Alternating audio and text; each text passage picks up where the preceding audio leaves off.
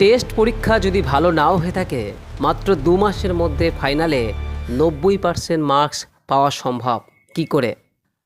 আজ আমি এই ভিডিওতে যারা বোর্ড এন্ট্রান্স পরীক্ষা দিতে চলেছ, মাধ্যমিক, উচ্চ মাধ্যমিক বা অন্যান্য বোর্ডের ফাইনাল পরীক্ষা দিতে চলেছ, তাদের জন্য এমন 2 মাসের স্টেপ বাই স্টেপ প্ল্যান দেব, যা ঠিকভাবে অনুসরণ করলে নিশ্চিত রূপেই ফাইনাল এক্সামে 90%-এর উপর নাম্বার পাবে। এটা শুধু মোটিভেশন নয়, এটা হচ্ছে পরীক্ষার আগের বৈজ্ঞানিক এবং প্র্যাকটিক্যাল স্টাডি স্ট্র্যাটেজি। এটা যদি ফলো করতে পারো, গ্যারান্টি তুমি প্রত্যেকটি সাবজেক্টে লেটার মার্কস পাবেই পাবে। সবার প্রথমে যে বিষয়ের কথা বলবো তা হলো ভুলটা কোথায় হয়েছে। 90% ক্ষেত্রে সমস্যা মূলত 3টি জায়গায় হয়ে থাকে। প্রথমত, পড়ার প্রপার টেকনিক ছিল না। দ্বিতীয়ত, টাইম ম্যানেজমেন্টে গোলমাল ছিল। এবং তৃতীয়ত, রিভিশন ছিল এলোমেলো। ফাইনাল এক্সামের আগে এই যে 2 মাস, এটাই তোমার আসল গোল্ডেন টাইম। এই 2 মাস সঠিকভাবে ব্যবহার করতে পারলে টেস্টের রেজাল্ট কোনো দামই থাকবে না। এই 2 মাস সময়টাকে ভালো করে কাজে লাগাও, এটাই তোমার ভবিষ্যৎ তৈরি করে দিতে পারে। প্রথমেই তুমি তোমার পুরো সিলেবাসকে 4টি ভাগে ভাগ করে নাও। প্রত্যেকটি বিষয়ের সিলেবাসকে 4টি ভাগে ভাগ করে নাও। সবার প্রথমে সবচেয়ে গুরুত্বপূর্ণ অধ্যায়, দ্বিতীয় মাঝারি গুরুত্বপূর্ণ অধ্যায়, 3 নম্বর কম গুরুত্বপূর্ণ অধ্যায়, অর্থাৎ যেখান থেকে প্রশ্ন খুব কম আসার সম্ভাবনা রয়েছে, এবং সবথেকে যেটি গুরুত্বপূর্ণ তা হলো স্কোরিং অধ্যায়।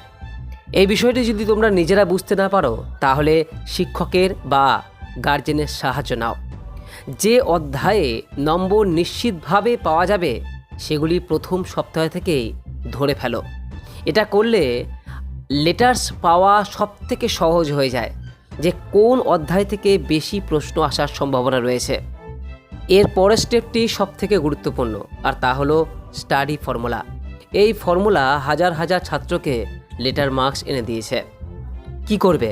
প্রথম 20 দিন প্রত্যেক দিন 2 থেকে 3টি টপিক শেখো। বই প্লাস ক্লাস নোট, এই দুটোই পড়ো। বুঝে পড়ো, মুখস্থ নয়। দ্বিতীয় ফেজ অর্থাৎ প্র্যাকটিস। পরের 20 দিন আগের বছরের যে প্রশ্নপত্র, test paper, sample question, MCQ, SAQ, long answer সমস্ত কিছু প্র্যাকটিস করো। এবং তৃতীয় ফেজ অর্থাৎ শেষের 20 দিন শুধুমাত্র রিভিশন, ভুলগুলি শোধরানো। যেগুলি বারবার ভুল হচ্ছে সেগুলি লিখে পড়ার অভ্যাস করো। এই 3 ফেজ তুমি যদি 3টি ফেজে এইভাবে পড়তে পারো, তাহলে তোমার ব্রেনকে এটি প্রস্তুত করবে টাফ প্রশ্ন আসলেও উত্তর লিখতে পারবে। কিভাবে? প্রত্যেক দিন পড়বে। প্রত্যেক দিন তুমি মাত্র 5 থেকে 6 ঘন্টা সময় পড়ার জন্য বরাদ্দ রাখো। সকালে 2 ঘন্টা, দুপুরে 2 ঘন্টা এবং রাত্রে বা সন্ধ্যার সময় 2 ঘন্টা। পরীক্ষার আগের এই 2 মাস এইটুকু সময় অবশ্যই রাখা প্রয়োজন। এই প্রত্যেকটি 2 ঘন্টায় এক একটি সাবজেক্টকে তুমি ফলো করো। প্রত্যেক দিন সমস্ত সাবজেক্ট পড়ার প্রয়োজন নেই। প্রত্যেক দিন 3খানা সাবজেক্ট বেছে নাও, এবং এই 3খানা সাবজেক্টের মধ্যে সকালের দিকে যেটা তোমার সব থেকে কঠিন লাগে সেই সাবজেক্টটি রাখো। এই সাবজেক্টটি পড়ার সময় মনে রাখবে যে 30 মিনিট এই সাবজেক্টের যে স্কোরিং চ্যাপ্টার, সেই চ্যাপ্টারটা 30 মিনিট তুমি রিভাইজ দাও। 30 মিনিট নতুন একটা টপিক এই সাবজেক্টের উপর পড়ো। তারপরের 30 মিনিট প্রিভিয়াস ইয়ারের প্রশ্ন, অর্থাৎ এর আগের বছরে যে সমস্ত প্রশ্ন এই সাবজেক্ট থেকে এসছে সেগুলি দেখো। এবং শেষের 30 মিনিট যেখানে তোমার দুর্বলতা রয়েছে, অর্থাৎ উইক টপিক প্র্যাকটিস করো। দুর্বল অংশগুলিকে চিহ্নিত করে সেগুলি প্র্যাকটিস করো। এইভাবে 2 ঘন্টা সময় এক একটি সাবজেক্টের প্রতি দাও। দুপুরবেলাও ঠিক একইভাবে এই নিয়মটি ফলো করো। ধরা যাক তোমার অঙ্ক কঠিন সাবজেক্ট মনে হয়, তাই সবার প্রথমে দিনের শুরুতে অঙ্ক রাখো। দুপুরবেলা একটু মাঝারি মানের সাবজেক্ট রাখো, যেমন ধরো ইতিহাস, ভূগোল বা অন্য কোনো সাবজেক্ট। এবং রাতের দিকে সবথেকে যেটা তোমার সহজ মনে হয় সেই সাবজেক্টটি রাখো। এইভাবে তুমি যদি 2 মাস পড়তে পারো, তাহলে নিশ্চিত রূপেই এক একটি সাবজেক্টে তুমি লেটার মার্কস পাবেই পাবে।